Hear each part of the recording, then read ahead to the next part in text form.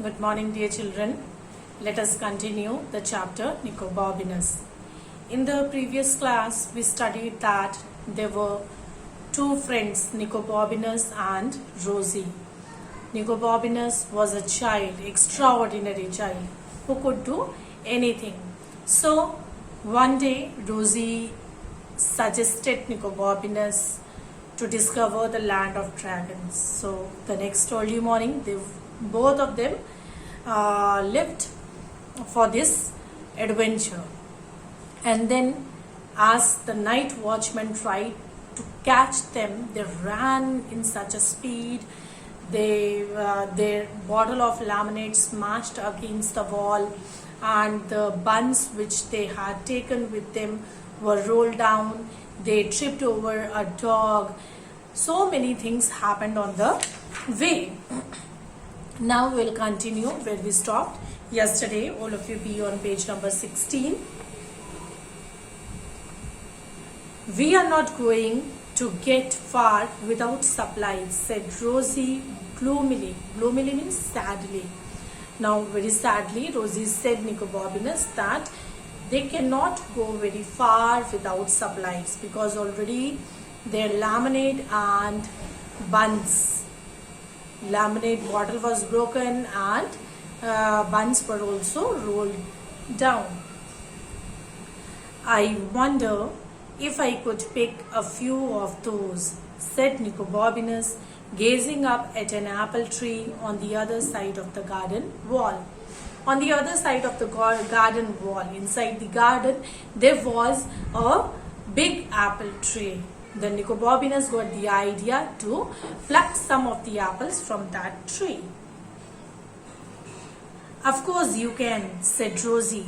Stand on my shoulders. Rosie said, of course you can pluck those apples. You just stand on my shoulders and then climb on the wall. See here, in the picture you can see how Rosie is helping Nicobobinus to climb on the wall to pluck the apples because they need something as supplies. So Nicobobinus stood on Rosie's shoulders and climbed onto the wall. But the tree was further away than he thought, and as he reached out, he lost his balance and fell with a crash down into the most magnificent garden he had ever been in. Rosie tried to help him to climb up on the wall, but they didn't have good luck this time. Nicobobinus lost his balance and he was fallen inside the garden wall. Nicobobinus looked back up at the high wall, but there was no way he could climb back. Now he was fallen inside the garden. He looked at the wall. It was so high and now he was not getting way to come out of that garden. What am I going to do? He yelled. Yelled means he cried. He shouted that, what am I going to do now? You will think of something, Rosie yelled back, crossing her fingers very hard. Crossing fingers very hard. We cross fingers like this when we are very much tensed. Okay, so Rosie tried to console him. She said, Nicobobinus, no problem, you will find out some or the other way to come out of the garden wall. Oi, said a voice behind Nicobobinus. Somebody was already there inside the garden. Nicobobinus didn't stop to look who it was. He ran straight into a tree. Nicobobinus, when he heard the voice, he did not turn back to see who was calling him, but he just tried to run away from there. Got you, said the voice, and Nicobobinus felt 5 thick fingers on his neck. He was caught by that person. He felt 5 fingers on his neck. Ow, said Nicobobinus. I've been waiting for you, said the voice, and Nicobobinus felt 5 more thick fingers round his wrist. voice said that the person whoever was inside the garden caught Nicobobinus, said that he was waiting for this moment only, and the next moment Nicobobinus felt 5 more fingers on his wrist. Nicobobinus, instead of trying to run away, doubled himself up and went backwards as fast as he could. Now this time he did not try to run away, run forward.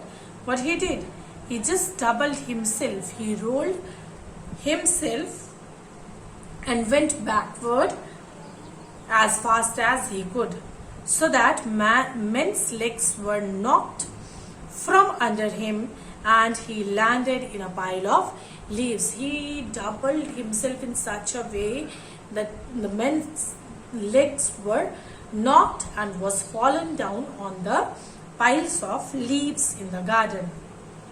"You are all right. Are you all right?" called Rosie. But she didn't hear any reply except for the man who growled. Now Rosie, who was standing outside the garden, she called and asked Nicobobinus whether he is all right. But Nicobobinus did not give any reply.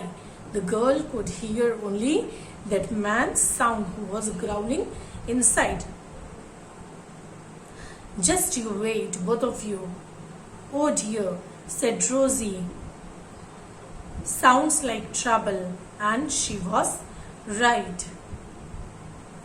Now Rosie understood that Nicobobinus is facing some of the other problem inside the garden wall. That is why he is not replying. So here the first chapter is over. Dear children, the remaining chapter will cover up in the next class. Please read the chapter twice to have the reading practice, and it will be helpful for you to understand. Dear children, in all the classes, in all the videos, I am telling you, when you listen to the videos, please open your books in front of you. If you will not keep your books open in front of you, you will not understand anything, because we teachers are reading from the book and explaining you from there. So books should be opened in front of you, then only you can understand it in a better way. Thank you.